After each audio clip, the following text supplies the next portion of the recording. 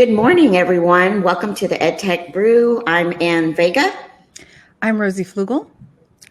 I'm Gonzalo Sandoval. I'm James Varlak. And I'd like to introduce our special guest for today for Collaborative Cuisine Edition, Mr. Jim Lindsay from Austin, Texas. Everybody. Okay, so in previous years, we saw our numbers drop when offering professional development, and our Lunch and Learns really turned that around. And so I thought about, what is it about food that makes a difference? Jim, I'm going to start with you. What is it about food that makes a difference? Well, it's the one thing that we all share, right? We all have to eat, and there's definitely a thing that is the cornerstone of our sense of community when we're sharing a meal. Yeah, and I think like at church, like potlucks, people come in, and even just gathering, even lunchtime, like when you're on a campus, right? It's like the one time that people can kind of let their hair down and talk. But I know, James, tell us about when you came and started those Lunch and Learns. There was a dip. That's all I kept hearing on Twitter and everywhere else. Tell us about your dip, and what do you think it is about that people get the dip that gets the people hashtag. It was hashtag the dip. Hashtag the dip. The famous. Well, I think food, like, it creates an atmosphere of hospitality, right? So if we're trying to do something different, I just made this dip, and it's very simple to make. All it is you go to your local grocery store, right? You're going to get some Jimmy Dean sausage. Just get the regular version. Mm-hmm. If you're like a risk taker, you can get the spicy, get that hot if you like that. But just get the one of those, and then you need 2 blocks of cream cheese, and you need 2 cans of Rotel, right? So you brown your sausage, you add the cheese, melt it as best you can over medium heat, and then you add the Rotel. You let it simmer for about 5-10 minutes, and that's it. It's done. Okay, so that's like quickly out of the way. So what I would do, right, to save time, put everything in a crock pot. I would cook the sausage in a pan, then put it in the crock pot, right, and so I'd let it cook and simmer, and so super easy to do, right? Well, number one, when I would take this dip to campuses, the first thing they ask is, oh, you guys brought food for us, right? So you can tell people in an email, oh, there's food or there's going to be food. That's really something I guess they don't expect. But when they walked in, it was like, okay, there's this table. The table's ready. There's little placemats. There's some dining ware or whatever. And then there's some food. And so I guess they enjoyed the fact that someone made something for them, right? So it's like, hey, guys, thank you for coming.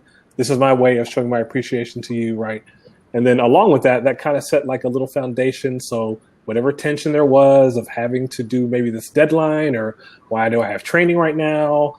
Or, can I, is lunch just my own? The space was very, hospitable. They came in, they were able to share, they were able to learn and train.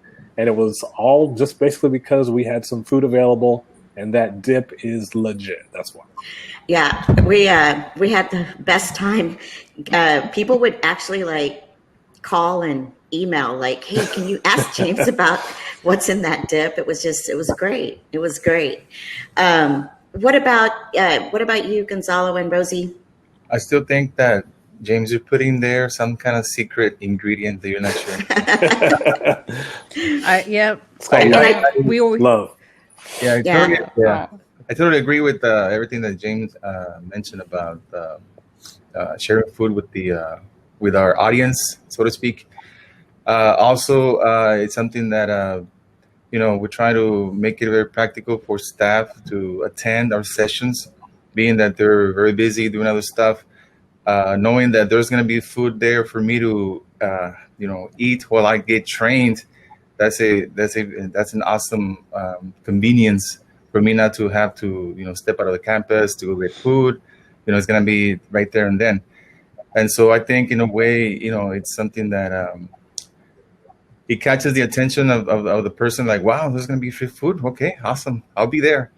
So I did notice that when I made the announcement and word got around that there was going to be food available, during lunch for them to have during a training, that was something that, it was a good treat for them. I think the sight of food or scrumptious food, especially the hashtag dip, right? If I see that, that's going to stop me, right? The sight of food tends to make people interested in what's happening around them, right? So why not use it to our advantage, which we did, and it give it's a chance to explain these things. You got their attention.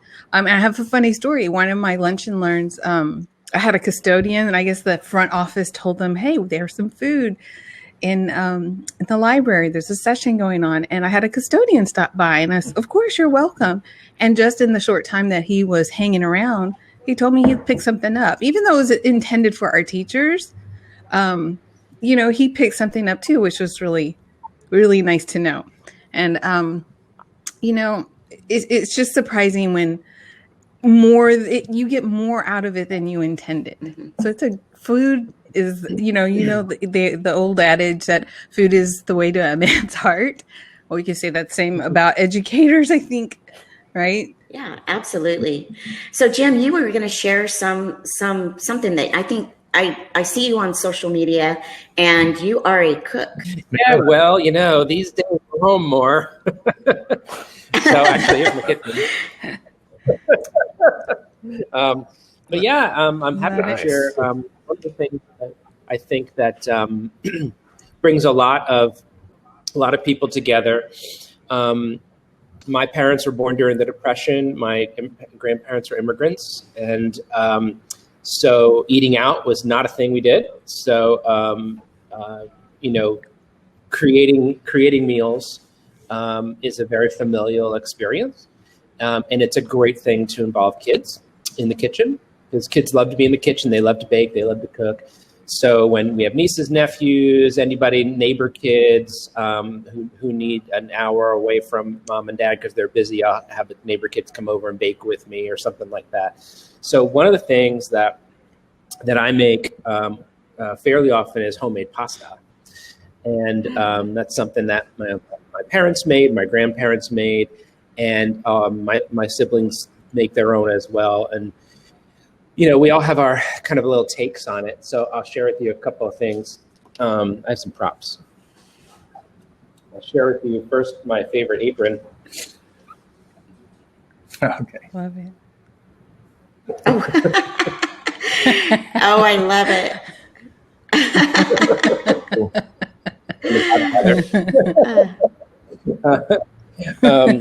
But one of the things that I don't think all households are equipped with, that it's a very inexpensive thing to have, and it's a hand crank pasta machine. You can spend $3,000, $4,000, $5,000 on a fancy automatic pasta machine. But I'm going to go back to James's point. If with those, I'm sorry, you just don't taste the love. With the hand crank one, it's like $40. It's $45 on Amazon, or you can go to Sur La Table. You can probably get them at Target, that kind of thing. They're just so easy to get, and it comes with one attachment. So you've got a lasagna, a linguine, and an angel hair already in there, so you're pretty good to go.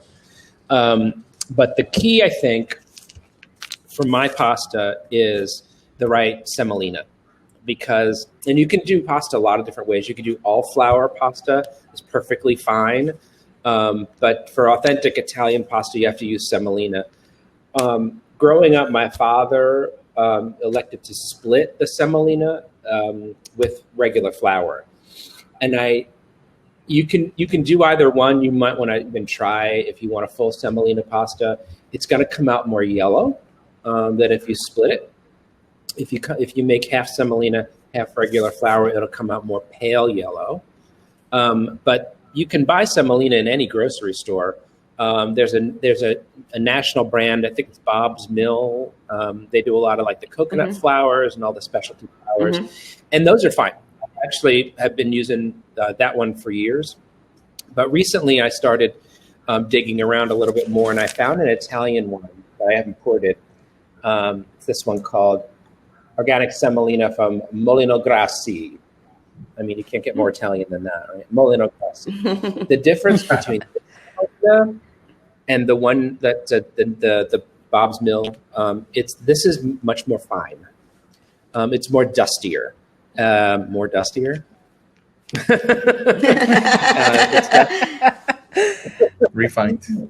So, you know, the graininess of the Bob's Mill is going to make the pasta a little heavier. This is going to make the pasta a little lighter.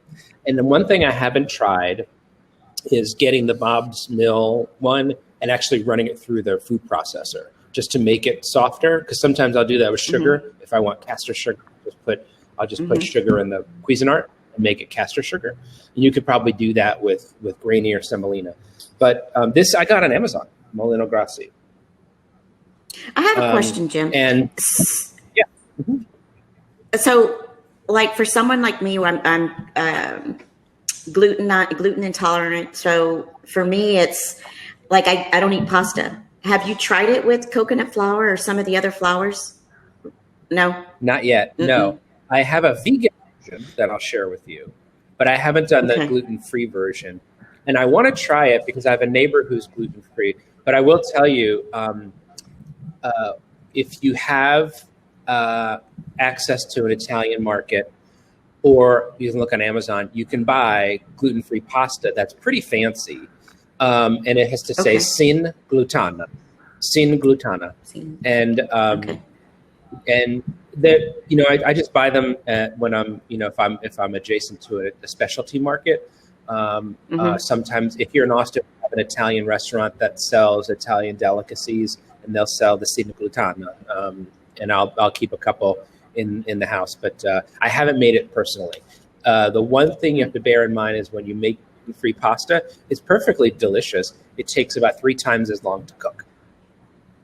So you have to just kind of stand over it. You have to be a lot more because the gluten really absorbs a lot of water, and the non-gluten ones they just take a lot longer to cook. But okay, what about? I'm sorry. Go ahead.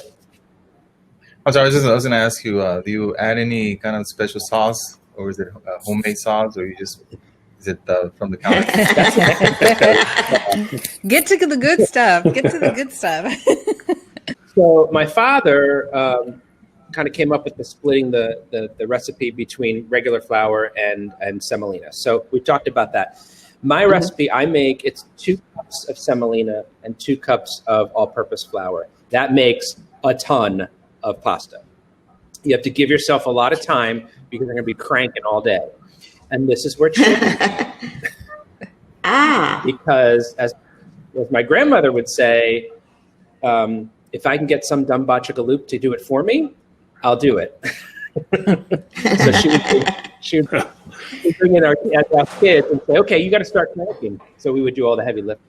So you can cut this recipe in half. So 2 cups of semolina, 2 cups of white flour, just a pinch of salt, and 6 eggs.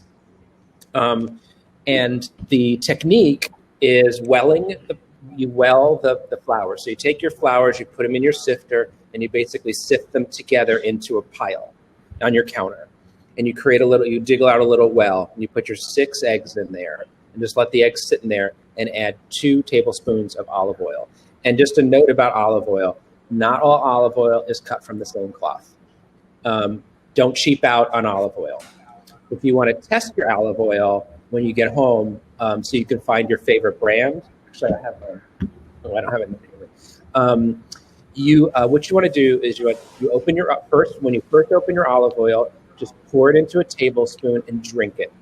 Just drink like a shot of it.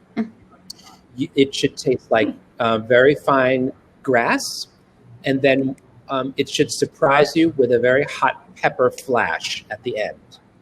If it doesn't taste like grass, and if it doesn't have a hot pepper flash at the end, it's bad. It's not bad. It's not bad for you. It's not going to hurt you or anything. It's just not going to do anything for you. It's not going to enhance your flavors of your garlic. It's not going to enhance anything. It's just going to moisturize. So it's going to become just regular vegetable oil. So you've got your 2 flours, your salt, your 6 eggs, and your 2 tablespoons of the best olive oil in town. So when you well it, you start cracking the eggs and using a fork. you just kind of gently move around the well and incorporate the flour. And kids love this part because it's almost like a science experiment, because it becomes, a solid and a liquid, and it becomes a paste, right? So you bring that all together, and it'll create like a wet dough, and that's where you gently knead it for a bit. You don't want to what we call overwork the dough. It's not bread, right? So you don't knead it for 10 minutes. You just incorporate it until it's all pulled together, and you'll need a little oil and a little flour near you. It doesn't matter which, just so that you can kind of like balance out the dryness and the stickiness. And the ball should be very firm, very firm. It's going to actually feel like almost like a rock or a weight in your hands. And it'll be a little sticky to the touch, but not terribly. It should be sticky enough that when you wrap it in plastic, when you unwrap it, nothing sticks to the plastic. So once in a while, my father, if he felt like he couldn't get his balance quite right with the flour and the oil, he would just coat it a little bit in olive oil and then wrap it. I don't do it that way. I find that a little too much olive oil can make it a little too heavy. So like some people who cook their pasta, even dry pasta, they'll salt, they'll water, and they'll put oil in the water. Please don't do that. It just makes the pasta heavy. I just find it a little too unpleasant. It's also not the best use of really good olive oil. You're just basically putting it in boiling water. It's not an ingredient. So don't put it in your, I don't recommend putting it in your water. Okay. So you've made your ball and it's pulled together in a nice sticky thing, and you form it and place it in plastic wrap and put it in the fridge for half an hour. This is an important part of the process because that gluten kind of needs to kind of set. It needs to kind of rest.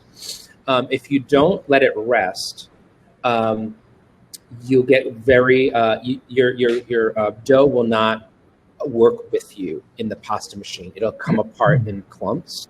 And it's very disappointing because if you have just used 4 cups of flour and 6 eggs and you have to throw it away, that's really tedious. So you have to let it You have to let it set so that the gluten forms. And one thing about pasta dough is it's pretty forgiving once you let it set. So it's different than bread dough. With bread dough, you can't over-rise it. You can't over-prove it, right? But when you let this dough rest, you can let it rest for 30 minutes, but if you let it go for an hour or 2 or 3, it's fine. You actually want to use it the same day. Some people will store it. I don't really care for storing it for too long. It just makes the pasta a little drier, a little more unpleasant. I like to use it very fresh. So be aware that if you just are cooking for 2 or 4 people, you want to cut this recipe in half. This is going to be more like for 8, 10, or 12 people. Now, a word about the vegan version. Okay, so there's this product. It's out of my fridge called vegan egg. Okay, you buy it. I forgot you were vegan. Yeah, I do a little cheating here and there. Particularly with this pasta recipe, I'll make the egg version for myself. But I will make the vegan version. I have neighbors who are strictly vegan. But a couple of notes about this product. You can get this in most major grocery stores, but if you're not near like a major grocery store, if you live in a rural area, you can get this online. But Sprouts, Whole like Foods, McAllen. stores. You can get it at Sprouts and McAllen. I've gotten it at Sprouts and McAllen. Really? Yep. Huh. Yep. And you get it in the refrigerator section where the eggs are. And it actually comes wrapped up like this in an egg carton. So it looks like it's eggs. Here's the problem with this product. You do not want anyone near you when you're working with this. It smells so bad. It's really very unpleasant to work with. But it takes on once you set it up, which is basically this powder and water. It smells so. I can't even put it near me. It smells so bad. You want to make sure you have are on one side of the kitchen, and then the vegan eggs are on the other side of the kitchen until you're ready to use them. Once you put them in something, you're fine. It doesn't make the food taste bad. It just has a rancid flavor. It's just basically the dried soy protein is just doesn't smell very good. Here's the thing about the vegan egg product, though. It will not make your noodles like pasta you're used to from the store. It will make your noodle more like soup noodles, like soba soup noodles, like if you get like at a ramen place, not vermicelli, but the white soup noodles, they come out beautiful with this product. They're so easy to work with in the pasta maker, but a couple of things about it, they don't keep. You've got to use them right away. So if you're going to make the vegan version, make sure you make enough just for that night, because once you're done with it and you put it in a Tupperware, put it in the fridge, it gets really gluey and tough, and it's not very nice to eat. The regular semolina pasta you can put, after it's cooked, put in the fridge. You can eat it off of it for a week. Okay, so you've made so half an hour later, you've got your dough out, and then you cut it into quarters. And you roll it out with a rolling pin. Keep your flour near you, because you don't want too sticky pasta to go through the machine. Okay, the machine has 7 settings, and the 7 is the biggest. For you, everybody has to kind of figure out where their threshold for thinness lies. And what we have found is we don't really go beyond number 3. So we'll cut the pasta, the dough into quarters. We'll roll it out, and it's nice and dry on the outside, and we'll roll it on number 7, and you'll get a nice long, kind of like almost looks like the bottom of a shoe, right? Then what happens is, as you process it through the machine, through 6, 5, 4, and 3, the pasta itself will get a very nice warm yellow color, and it'll get smoother and easier to work with every single time. So you have to have a relationship with your dough. And with that, it's really, for me, it's a lot about the first press, the number 7. When I put it through the number 7, I really have to inspect it. If it feels any way grainy, if I didn't knead it enough, it's going to be grainy. And I want to get that graininess out. So sometimes I'll work it through the number 7, and then I'll fold it in half and work it through number 7 again. Sometimes I'll do number 7 3 times, just to get a smoothness that I know that is coming. You know, it doesn't have to be perfectly smooth, but I have to see that it's kind of coming together. So when I put it through 6, 5, and 4, it really is nice, long, and smooth. And the noodles are very long, longer than the screen. And you can cut them in half, but I stop at the number 3 setting. If we have found that if we go to number 2 or number 1, now bear in mind where we all live, you know, it's very humid in McAllen. So if you go beyond number 3 in a humid climate, I have found that you literally cannot get the noodles to pull apart. They can't cut themselves. The humidity just holds them together. Whereas on number 3, once I put it through the cutter, they're perfect noodles like that. But in number 2, they can kind of stick a little bit. But if you're in a drier climate, Austin's a little drier, you can probably go to number 2, but I just prefer not to. The noodles are going to come out a little on the thick side, thicker than you're used to from the store-bought linguine, right? But don't let that throw you. Just eat less of it, you know. So, you know, you put it 7, 6, 5, 4, and 3, and then you have your nice long little noodle you can cut in half, and then you run it through the attachment, which looks like this. Run it through the attachment. That you just change the crank. Just change your crank to put it in there, and there's your linguine attachment. I've only used the angel hair attachment once, and it's again, when you cut it through there, you can see how close the teeth are. For me, I've never really been very successful with angel hair. It's a thinning noodle, and I just can't get it to separate. I think it's because I've always lived in very humid climates. I'm from New York. I lived in Dallas for a while, which is certainly drier, but there's plenty of humidity. Our house is very humidity free, and it still sticks. So, and also my husband doesn't like angel hair. So, So we don't need angel hair. so that, That's good. yeah. So that's- the noodles come together. The noodles come together. You cut them through, and you got to dry them. I don't have a pasta dryer. I put one in my Amazon wish list this year, though. So I just put them on cookie sheets, and I dust them with semolina, and that's perfectly fine. Just don't clump them up too much. You want to keep the noodles kind of separated, so you need a lot of cookie sheets. You can also use your full counter if you want to, or cutting boards. My family used to take the dining room chairs back to back with the broomsticks on them, and we would hang them on the broomsticks. You just have to put wax paper on the broomsticks because the broomsticks are dirty, you know. That's really the old school way. I can't use that method because I have a very large dog.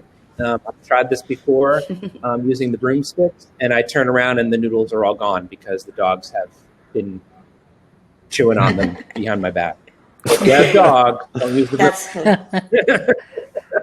That's so, too yeah. funny. And that's kind of how I put together all of my homemade pasta.